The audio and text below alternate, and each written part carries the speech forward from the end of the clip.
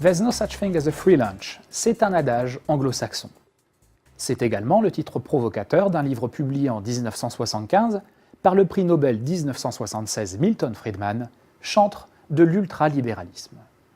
Alors vraiment, un repas gratuit, cela n'existe pas? Pourtant, de l'information au divertissement en passant par l'hébergement et demain le transport, le gratuit gagne du terrain. Derrière les apparences de la gratuité se trouvent en fait des modèles d'affaires bien rodés que je vous propose de passer en revue. Nous retenons dans notre analyse deux grandes familles de modèles gratuits. Les modèles freemium, proposant services gratuits limités et services payants exhaustifs, et les modèles de financement par un tiers, où le service est totalement gratuit pour l'utilisateur, car l'entreprise se rémunère grâce à d'autres activités ou d'autres populations payantes. Commençons par les modèles de financement par un tiers.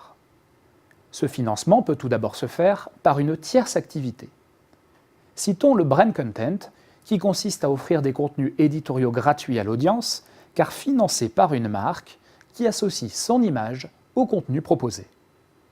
C'est un modèle particulièrement fréquent dans les médias, où de très nombreux programmes courts sont par exemple financés par des marques et diffusés sur des créneaux où la publicité est théoriquement interdite. Citons également les produits dérivés, qui permettent d'offrir un contenu gratuit grâce à la vente d'autres produits sous licence et payants. La société finlandaise Rovio, connue initialement pour ses jeux payants Angry Birds, propose ainsi un nombre croissant de jeux totalement gratuits car financés partiellement par des produits dérivés comme des jouets, des parcs d'attractions et bientôt même un film d'animation basé sur sa propre propriété intellectuelle. La gratuité peut également être financée par une tierce partie selon deux modalités. Elle peut d'abord être commerciale selon le modèle traditionnel de la publicité. C'est le modèle dominant de très nombreux services gratuits sur Internet qui se rémunèrent en vendant des espaces publicitaires mettant en relation des marques et des utilisateurs ayant des affinités. La gratuité peut également être non commerciale, soit parce que le financement est assuré par des donations privées, à l'image de l'encyclopédie gratuite en ligne Wikipédia, soit parce que le financement est assuré par des subventions publiques, à l'image du site de Pôle emploi par exemple. Venons-en maintenant au modèle freemium proprement dit, que l'on peut regrouper en trois grandes catégories. Tout d'abord, le modèle de la gratuité sélective, où certains paient et d'autres pas pour le même service. Cette sélectivité peut avoir pour finalité une régulation. Il s'agit, en discriminant par les prix, d'attirer une population spécifique. C'est le cas de certains sites de rencontres dont l'usage est gratuit pour les femmes et payant pour les hommes, et ce dans le but d'obtenir un nombre à peu près équivalent d'hommes et de femmes. Cette sélectivité peut également être totalement discrétionnaire. Certains sites d'annonces comme Le Bon Coin ou Paru Vendu sont par exemple payants pour les professionnels. On trouve également le modèle de la gratuité contingentée. Le contenu est gratuit, mais pour un usage limité. Il faut payer plus pour en avoir plus. La limite peut venir d'un quota, comme le nombre limité de consultations d'articles sur la plupart des sites de presse quotidienne. La limite peut également être temporelle, comme le site de streaming musical Deezer qui limite le temps d'écoute.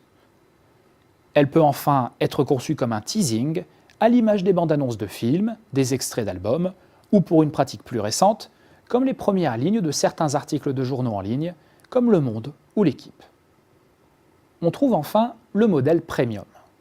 Le contenu est gratuit, pour tous, de façon inconditionnelle, mais un contenu encore supérieur est disponible contre une certaine somme. Le modèle premium peut s'appuyer sur des fonctionnalités supérieures, modèle qui fait la fortune de certains éditeurs de jeux vidéo comme Gameloft, et où le fait de payer facilite la victoire. Il peut également s'appuyer sur des services de qualité supérieure. C'est le cas par exemple de sites d'annonces qui réservent une courte exclusivité aux clients payants, ou encore aux journaux en ligne dont les analyses de fond sont réservées aux abonnés. Beaucoup de services gratuits sont un panachage de ces différents modèles. Si la gratuité a permis l'émergence de sociétés innovantes extrêmement rentables, les différents modèles que nous venons de voir n'offrent toutefois en eux-mêmes aucune garantie de succès. Ils s'appuient également sur des effets de réseau très puissants qui conduisent les marchés à se structurer autour de quasi-monopoles. Les modèles gratuits sont ainsi potentiellement redoutables, mais réservés à un nombre restreint d'opérateurs.